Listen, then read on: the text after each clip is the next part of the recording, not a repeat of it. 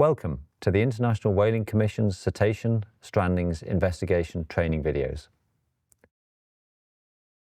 In this video, we will demonstrate how to open the body cavity, identify the main organs, and document any visceral pathology. This will help you identify organs and tissue for subsequent examination and sampling. Accurate data recording and sample labeling is as important as the dissection itself.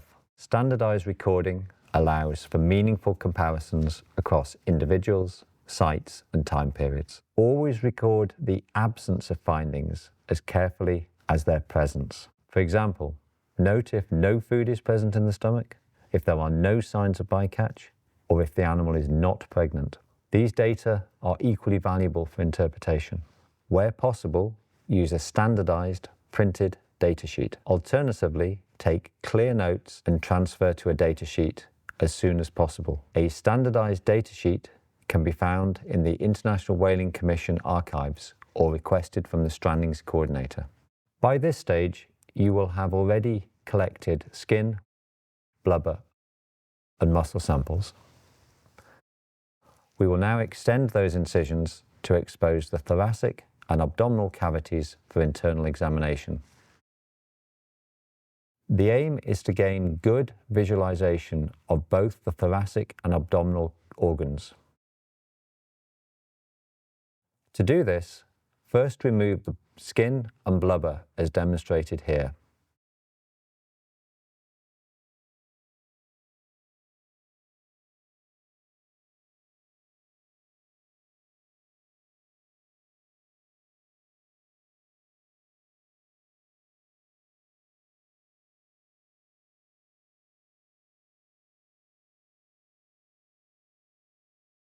Cut between the blubber and muscle layer through the subcuticular fascia.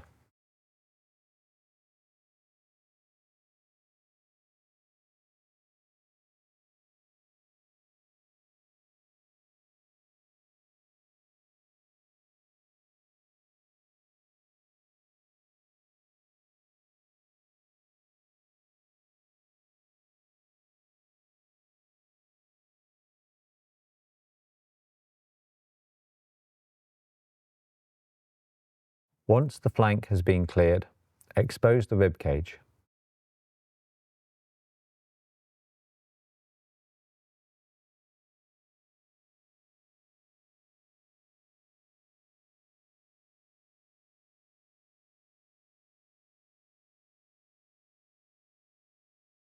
In smaller animals, the ribs can be disarticulated at the insertion with the spine or cut with shears.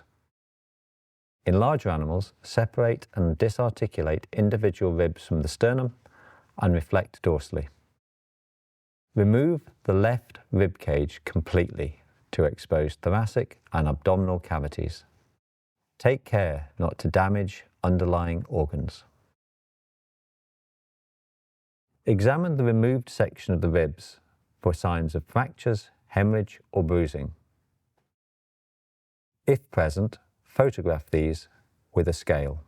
Once the ribs are removed, before touching or moving anything, photograph the entire cavity. Look for indications of trauma, fractures, bruising, or hemorrhage. These overview photographs document the undisturbed anatomy and provide a complete baseline for your dissection. Record the appearance of internal organs before manipulation. Document position, size, and color. Check paired organs for symmetry. Note any asymmetry. If you notice any abnormal fluid in the thoracic or abdominal cavity, photograph and sample it. This may be an indication of infection or trauma. Identify and photograph the main organs and anatomical features.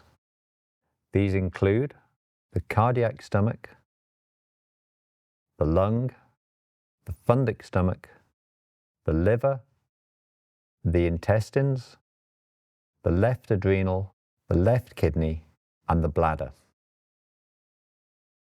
The heart, the oropharynx, the aorta. Note their relative positions and the relationship between them. Starting at the head, we have the tongue, goosebeak, and larynx.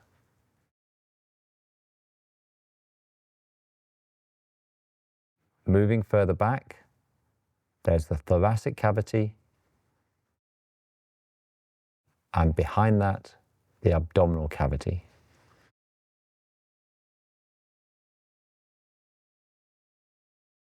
Moving the left lung out of the way, you will see the aorta with the esophagus underneath it.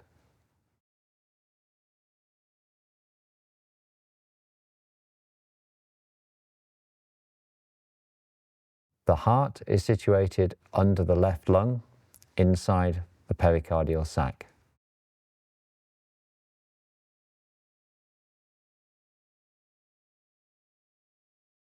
The diaphragm runs obliquely from sternum to the end of the ribs.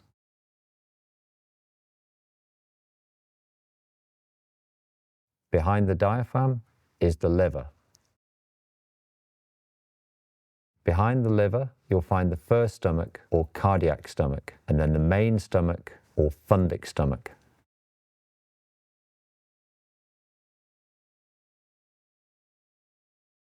Lift the cardiac stomach upwards to reveal the spleen and pancreas.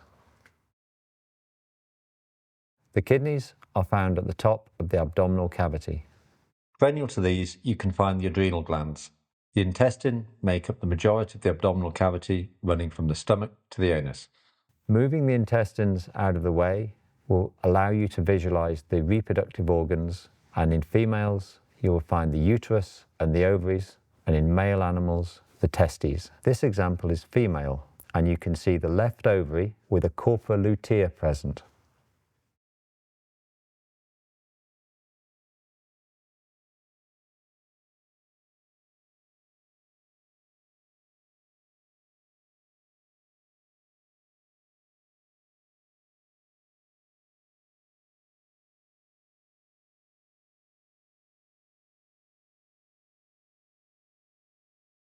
And finally, the bladder can be found here.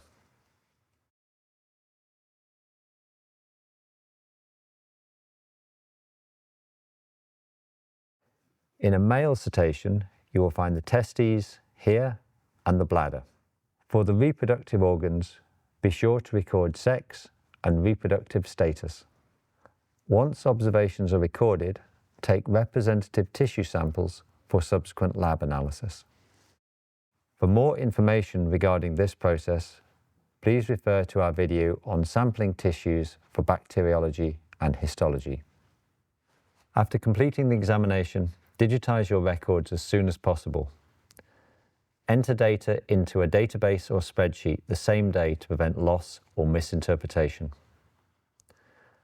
Digital records enable easier analysis, data sharing, and secure archiving. Upload all images and data sheets to a secure, backed-up system linked to a sample ID. For other analysis, such as contaminants, stable isotopes, or molecular assays, store samples in food-grade foil and chill in the field before freezing. Freeze at -20 degrees for toxicology and, where possible, at -80 degrees for health and disease assessments. Maintaining a cold chain prevents sample degradation and loss of analytical capabilities. Check every physical sample has a matching written and digital record. Label containers before or as samples are collected.